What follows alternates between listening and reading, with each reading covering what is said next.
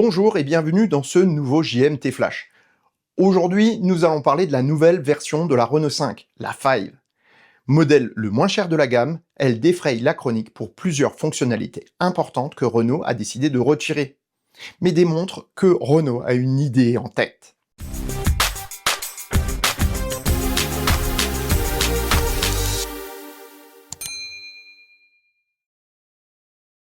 La Renault 5, c'est l'accomplissement d'une promesse par Renault.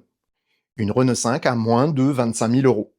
Pour atteindre ce prix, la voiture perd plusieurs équipements, mais garde une dotation finalement plutôt bonne. On a toujours les deux écrans, toujours la batterie 40 kWh, toujours les vitres électriques partout et autres équipements qu'on considère comme essentiels. Certes, la clim devient manuelle, le planificateur d'autonomie disparaît, plusieurs systèmes high-tech aussi, mais finalement c'est un modèle de base. Son moteur de 95 chevaux sera moins véloce, mais en ville ou autour des villes, cela ne changera pas foncièrement son usage. En revanche, plusieurs choses chagrineront les ronchons. Premièrement, la disparition du V2L.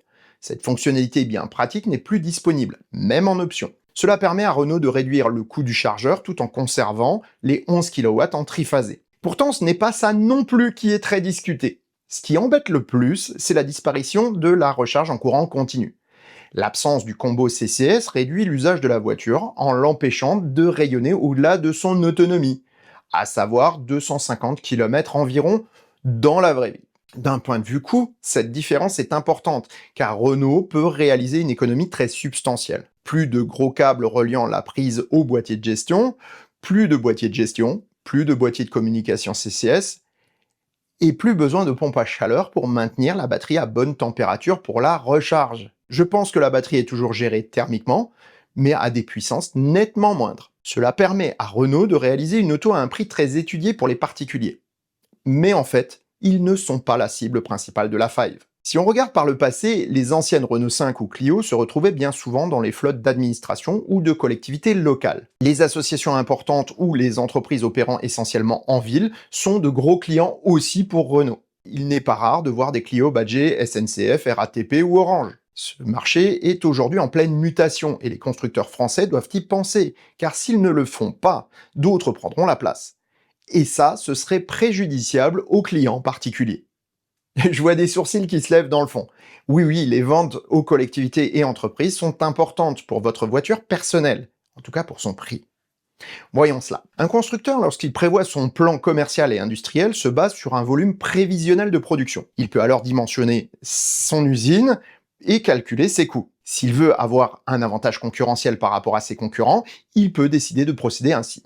Dans ces volumes, il prévoit une part de vente institutionnelle. Celles-ci sont très disputées et donc peu rentables. Les voitures sont souvent vendues à prix coûtant, voire pour les très grosses flottes à perte.